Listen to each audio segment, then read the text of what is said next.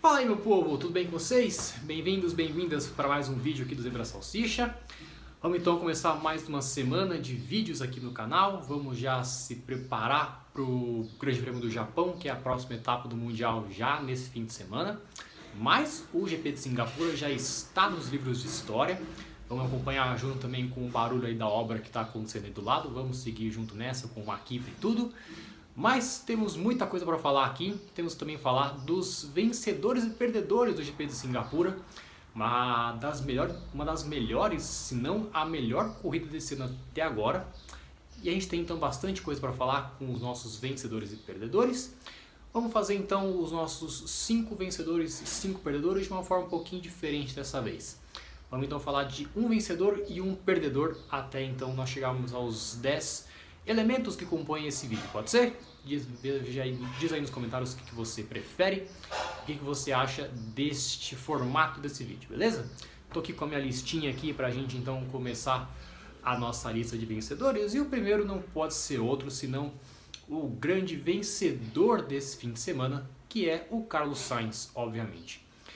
O desempenho do espanhol foi um dos mais brilhantes desempenhos de um piloto na história da Fórmula 1 que eu já vi, ou pelo menos na minha concepção. Não sei se na história também talvez seja demais, mas foi brilhante o que o Sainz fez nesse domingo. A capacidade mental que o Sainz tem, e ele já é um piloto conhecido por ser um cara que consegue ter uma leitura de corrida perfeita, quase. Quantas vezes a gente já não viu ele discutindo com o seu engenheiro a melhor estratégia para ele na corrida. E ontem ele, mesmo em condições tão difíceis que é o GP de Singapura, de como é complicado pilotar naquelas condições tão quentes, tão úmidas, em que os pilotos se desgastam tanto naquele calor de Singapura, ele conseguiu ter a leitura de colocar o Lando Norris na sua zona de DRS para evitar o ataque do George Russell nas voltas finais. Foi coisa de quem sabe muito pilotar um carro de Fórmula 1, para a gente ver como um piloto de alto nível, como é um piloto de Fórmula 1, ele não pode só andar rápido, ele também tem que ter leitura de corrida. E o Carlos Sainz ganha muitos pontos com isso, uma vitória brilhante do espanhol, quebra aí o domínio, né, de 15 vitórias seguidas da Red Bull nessa temporada, encerra a chance da equipe austríaca conseguir a sua temporada perfeita. E aí logo de cara ainda dá um tempero a mais para esse campeonato que vinha tão monocromático como vinha sendo do lado da Red Bull. Que por sinal é a nossa grande perdedora desse fim de semana. A Red Bull acabou se dando muito mal, foi um fim de semana péssimo para a equipe de energéticos. Estranhamente a equipe foi muito mal nesse fim de semana. Já se imaginava que a equipe teria um pouco de dificuldade lá em Singapura, que não seria uma pista tão fácil para eles, mas do jeito que foi muito esquisito. Verstappen, né, e tanto Pérez fora do Q3, não conseguiram nem se classificar para a fase final de classificação. Na corrida, ambos nem chegaram perto de lutar pela vitória.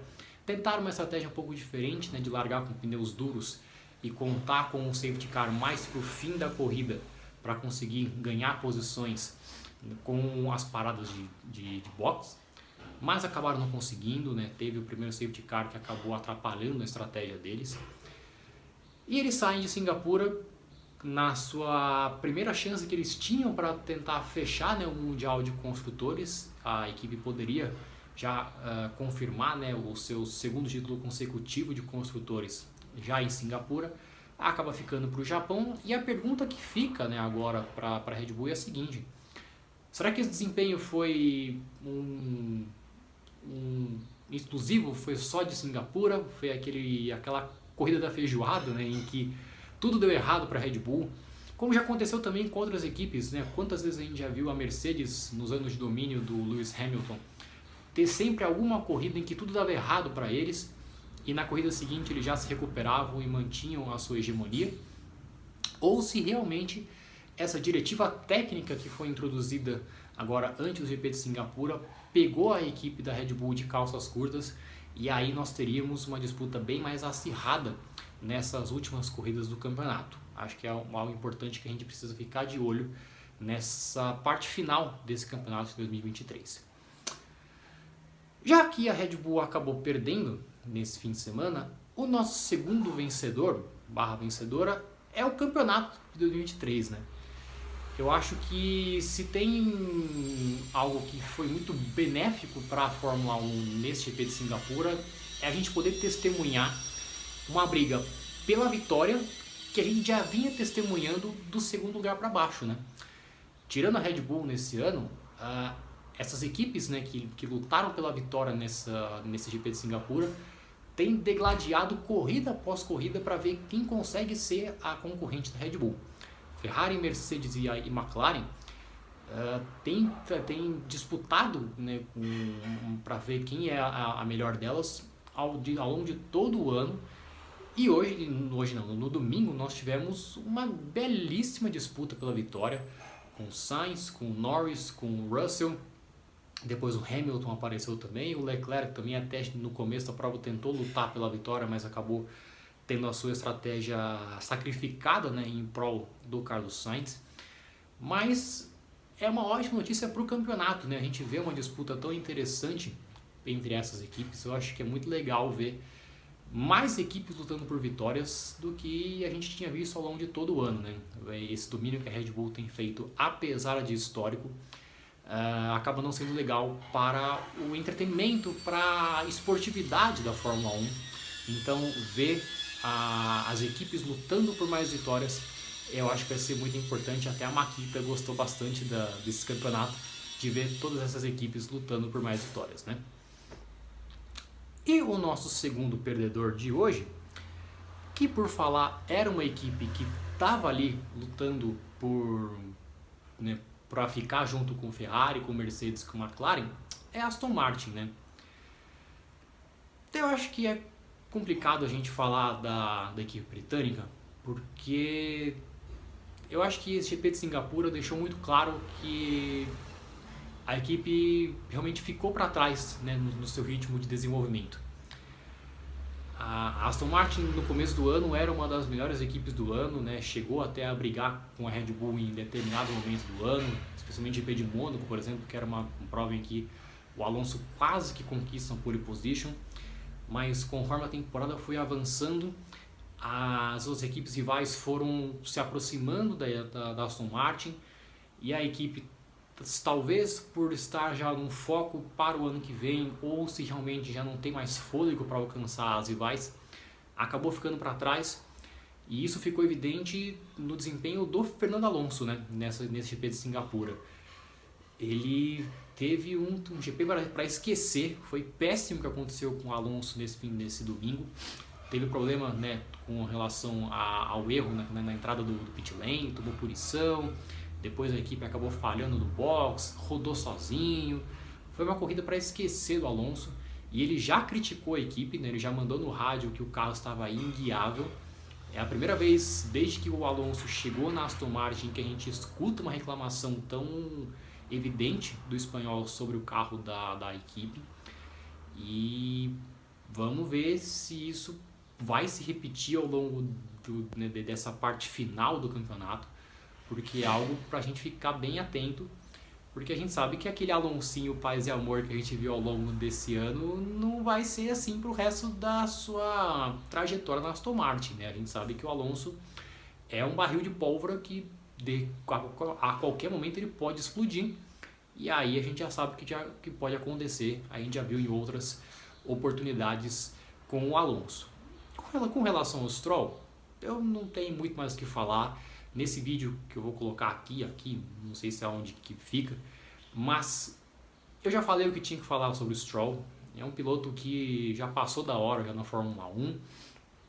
A batida que ele teve no qualifying do GP de Singapura foi claramente de um piloto que estava pilotando acima do que o carro pode guiar, e aí num erro muito sério destruiu o carro, ficou todo dolorido, não conseguiu nem correr no domingo. É complicado ver o Stroll pilotando, e o Lawrence, o pai do Lance, vai ter que arrumar alguma solução para ele, porque infelizmente na Aston Martin não tem muito mais condição para ele. O nosso terceiro vencedor é um cara que ele não parece ser o vencedor em termos, como é que a gente pode dizer, resultadistas, mas o Lewis Hamilton é um vencedor aqui nesse momento, porque a temporada de 23 do patrão, do Lewis Hamilton, ela não tem sido das mais brilhantes da carreira, muito pelo contrário. Desde o ano passado, né, quando houve essa mudança de regulamento, a Mercedes foi pega no contrapé e a hegemonia que a gente viu do Hamilton foi encerrada. Tanto que ano passado foi a primeira vez na carreira dele em que ele terminou uma temporada sem vitórias. Mas esse ano, com o melhor do carro da Mercedes e ele já mais adaptado a esse carro, ele começa a melhorar o seu desempenho. E ao longo do ano a gente tem visto pilotagens do Hamilton em que ele capitaliza em cima de resultados na temporada. Sempre que às vezes acontece alguma confusão ali, né, entre o segundo e o terceiro lugar, quando a gente menos espera, aparece o Hamilton ali para conquistar um resultado positivo. A gente viu a pole position dele no GP da Hungria, foi uma boa estratégia dele também. E hoje no domingo, aliás, né, em Singapura, ele mostrou o talento que ele tem e a experiência que ele tem. Talvez seja a versão mais experiente do Lewis Hamilton que a gente tem visto até o momento. E ele capitalizou em cima do erro do George Russell, né? Então ele conquistou aí o seu terceiro lugar, mais um pódio para ele no campeonato. Ele agora assume a terceira posição no Mundial de Pilotos e mostra que também experiência também vale, né, para o patrão, não só o talento puro. Ele tem ganho frutos em cima desse talento que ele tem, que é de capitalizar o máximo do resultado que ele pode. Em contrapartida, o seu companheiro de equipe, o George Russell, é o nosso terceiro perdedor deste GP de Singapura, porque aí talvez seja uma fatalidade, né, o que aconteceu com o Russell. Ele apostou altíssimo e eu acho que a Mercedes, tanto ele quanto a Mercedes, estavam muito corretos em apostar, em fazer aquela troca de pneus no safety car virtual para lutar pela vitória. Quase conseguiram, não fosse, né, aquela estratégia brilhante que o Sainz teve de colocar o Norris na sua zona de DRS. Muito provável que o Russell teria ultrapassado o Norris nas últimas voltas e aí teria lutado pela vitória contra o Sainz e provavelmente teria ultrapassado o piloto da Ferrari. Isso não aconteceu e aí na última volta o Russell acabou cometendo um erro besta, pequenininho, mas que acabou custando toda uma corrida, toda uma aposta que ele fez para tentar vencer a corrida lá em Singapura. Era uma das grandes chances, não só da Ferrari, mas também da Mercedes, em conquistar uma vitória nesse ano. E acabou não dando certo, mas aí por conta de tudo isso ele acaba sendo um perdedor, mas é mais pelo resultado final da aposta que ele teve. Eu não julgo nem questiono a aposta que ele fez, tanto ele quanto a Mercedes, mas infelizmente acabou não tendo resultado e é mais um abandono do Russell, que se no ano passado era ele quem capitalizava em cima dos resultados da Mercedes, dessa vez tem sido o contrário. O Russell tem perdido terreno para o Hamilton devido a esses problemas que ele tem de abandonos, de quebras de equipamento e tudo mais. O nosso quarto perdedor é um cara que a gente tem que ficar de olho. É o Liam Lawson. Esse piloto neozelandês, a gente tem que ficar de olho nele, porque a gente pode estar vendo um cara muito interessante que está entrando na Fórmula 1. Não é raro a gente ver pilotos dessa categoria, até a Aninha, minha cachorrinha, concorda também com essa afirmação. Por quê? A terceira corrida dele na carreira e ele já conquista pontos. O piloto da AlphaTauri tem mostrado um desempenho muito bom nessas corridas em que ele tem aparecido. Ele já fez uma boa corrida tanto na Holanda, na Itália ele bateu na trave para conquistar pontos e agora ele conquista um 9º lugar, que gera uma dor de cabeça muito, muito interessante para o Helmut Marko e para a cúpula da Red Bull. Por quê? A não ser que aconteça um desastre, eu imagino que o Helmut Marko vai ter que encaixar tanto o Liam Lawson quanto o Daniel Ricciardo, porque eu não imagino que o Daniel Ricciardo vá cair fora depois de um retorno tão cinematográfico que ele teve, mesmo depois de ter a sua mão quebrada, né, no GP da Holanda. Eu imagino que ele tenha condições de lutar por um espaço na AlphaTauri. Só que a Red Bull vai deixar o Liam Lawson sozinho, assim, largado às traças? Eu acredito que não. Eu imagino que a Red Bull vai ter que arrumar algum plano para encaixar o neozelandês na Fórmula 1, porque talento ele já mostrou que tem, e eu acho que ele merece uma vaga na Fórmula 1, que inclusive pode ser do nosso quarto perdedor, que é o Logan Sargeant. Que assim como o Lance Stroll na Aston Martin, o Sargeant também é outro piloto que não dá mais, né? É um cara que não tem mais condições de correr na Fórmula 1. Ele teve as suas oportunidades, teve chances de mostrar talento. Em alguns momentos ele até conseguiu fazer alguma aparição mais interessante, mas não vai. Não vai, é um piloto que está devendo demais na Fórmula 1 e eu imagino possa ser uma solução para a Red Bull fazer um acordo com a Williams, da mesma forma que foi feito com o Alex Albon, inclusive, de fazer um empréstimo aí do Liam Lawson da Red Bull / AlphaTauri para a Williams, e aí a Red Bull consegue alocar esses dois pilotos que precisam ter espaço na Fórmula 1, como o Daniel Ricciardo e o Liam Lawson. E para a Williams também acho que seria um baita negócio, porque já teria um piloto muito competente com o Alex Albon para 2024 e um piloto muito jovem e talentoso que já se mostrou o Liam Lawson. Eu acho que para fins de desenvolvimento da equipe seria uma adição muito importante para a equipe inglesa contar com os serviços do Liam Lawson no lugar do Logan Sargeant, que infelizmente não vai mostrar muito mais na Fórmula 1. Vamos chegando então à nossa parte final desses vencedores e perdedores aqui do Zebra Salsicha, do GP de Singapura. O nosso último vencedor é o Kevin Magnussen, da Haas, que conquista um pontinho super importante para a Haas.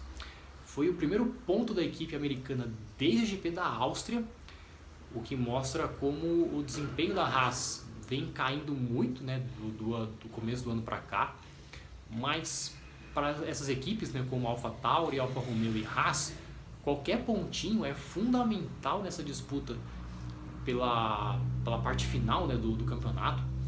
A Haas agora volta a abrir 2 pontos de vantagem sobre a Alfa Romeo no 8º lugar do Mundial de Construtores. E esse resultado pode ser muito importante para a equipe nas próximas corridas. A depender do desempenho da Alfa Romeo, eles podem até se sustentar nessa posição e ganhar alguns milhões de dólares a mais, né? É super importante para a Haas, que ela, mesmo em anos de teto orçamentário, precisa muito de dinheiro. Então, uma boa posição no Mundial de Construtores é super importante para a Haas. E por fim, o nosso último perdedor deste vídeo aqui do Zebra Salsicha é o Esteban Ocon. E tadinho, né? O carro da Alpine não ajuda, né? O Ocon fazia, na verdade, uma belíssima corrida, até que o motor, a transmissão do carro da Alpine acabou traindo ele. Ele ficou então fora da corrida, acabou abandonando já na parte final da prova. Ele vinha fazendo uma corrida muito boa, podia ter a chance da Alpine ter os seus 2 pilotos de volta aos pontos depois de uma corrida super ruim que eles tiveram na Itália. Tanto o Gasly quanto o Ocon poderiam pontuar em Singapura, acabou não acontecendo para o Ocon.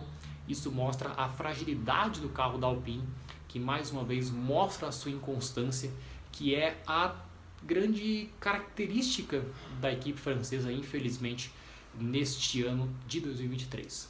Beleza? É isso aí. Fechamos então os nossos 5 vencedores e 5 perdedores do GP de Singapura. Você acha que faltou alguém nessa lista? Você acha que alguém deveria ser mencionado nesse vídeo de vencedores e perdedores? Diz aqui então nos comentários. A gente então volta ainda nessa semana para a gente fazer a prévia do Grande Prêmio do Japão, que acontece nesse fim de semana lá em Suzuka.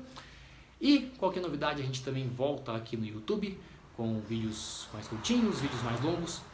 mas sempre com muito conteúdo aqui no Zebra Salsicha, de fã para fã. Aqui nós amamos a Fórmula 1. Beleza? É isso aí. Não esquece então de deixar o like também nesse vídeo, se você gosta desse conteúdo, ajuda a divulgar o conteúdo do Zebra Salsicha aqui no YouTube. E a gente então se vê no próximo vídeo. Aquele abraço, valeu!